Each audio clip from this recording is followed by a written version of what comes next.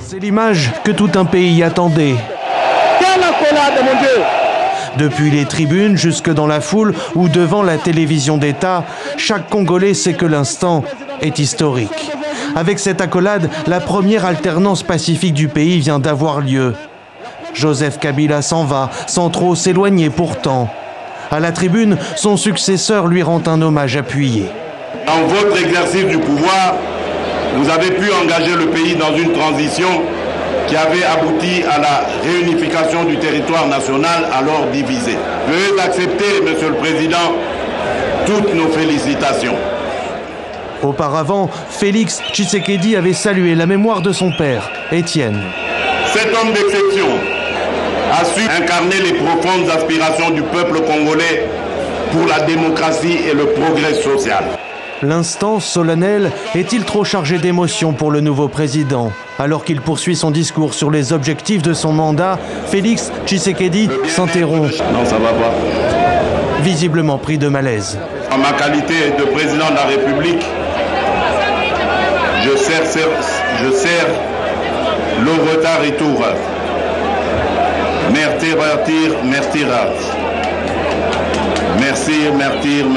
Merci. Alors que l'assistant s'interroge, une ambulance fend la foule. La télévision d'État coupe la transmission.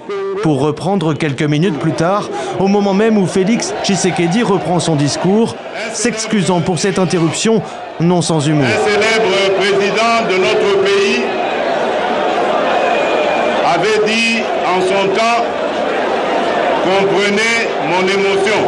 Dans son discours largement rassembleur et diplomate, Félix Tshisekedi a salué le soldat du peuple, Martin Fayoulou, tout autant qu'Emmanuel Ramazani Shadari, se disant enclin à les associer à la gouvernance du pays. Avant de se retirer pour un entretien avec son prédécesseur, le nouveau président a aussi interpellé les forces de sécurité sur le respect des droits de l'homme et prévu le recensement de tous les prisonniers politiques en vue de leur prochaine libération.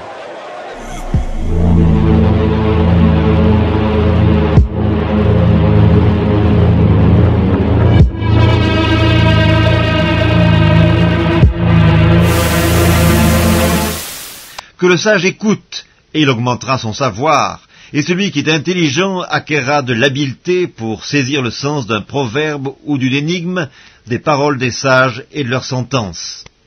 La crainte de l'Éternel est le commencement de la science, les insensés méprisent la sagesse et l'instruction. Écoute, mon fils, l'instruction de ton père, et ne rejette pas l'enseignement de ta mère, car c'est une couronne de grâce pour ta tête et une parure pour ton cou. Mon fils, si des pécheurs veulent te séduire, ne te laisse pas gagner. S'ils disent « Viens avec nous, dressons des embûches, versons du sang », tendons des pièges à celui qui se repose en vain sur son innocence, engloutissons-les tout vifs comme le séjour des morts, et tout entiers comme ceux qui descendent dans la fosse, nous trouverons toutes sortes de biens précieux, nous remplirons de butin nos maisons, tu auras ta part avec nous, il n'y aura qu'une bourse pour nous tous. Mon fils, ne te mets pas en chemin avec eux, détourne ton pied de leur sentier, car leurs pieds courent au mal. Ils ont hâte de répandre le sang. Mais en vain jette-t-on le filet devant les yeux de tout ce qui a des ailes, et eux, c'est contre leur propre sang qu'ils dressent des embûches, c'est à leur âme qu'ils tentent des pièges. Ainsi arrive-t-il à tout homme avide de gain, la cupidité cause la perte de ceux qui s'y livrent. La sagesse crie dans les rues, elle élève sa voix dans les places, elle crie à l'entrée des lieux bruyants, aux portes dans la ville elle fait entendre ses paroles. Jusque à quand, stupides, aimerez-vous la stupidité? Jusque à quand les moqueurs se plairont-ils à la moquerie et les insensés haïront-ils la science? Tournez-vous pour écouter mes réprimandes. Voici, je répandrai sur vous mon esprit et je vous ferai connaître mes paroles. Puisque j'appelle que vous résistez, puisque j'étends ma main et que personne n'y prend garde, puisque vous rejetez tous mes conseils et que vous n'aimez pas mes réprimandes, moi aussi je rirai quand vous serez dans le malheur, je me moquerai quand la terreur vous saisira comme une tempête, et que le malheur vous enveloppera comme un tourbillon, quand la détresse et l'angoisse fondront sur vous. Alors ils m'appelleront et je ne répondrai pas, ils me chercheront et ils ne me trouveront pas, parce qu'ils ont haï la science et qu'ils n'ont pas choisi la crainte de l'Éternel, parce qu'ils n'ont point aimé mes conseils et qu'ils ont dédaigné toutes mes réprimandes.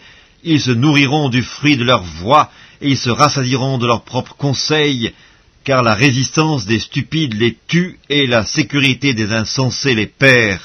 Mais celui qui m'écoute reposera avec assurance, il vivra tranquille, et sans craindre aucun mal.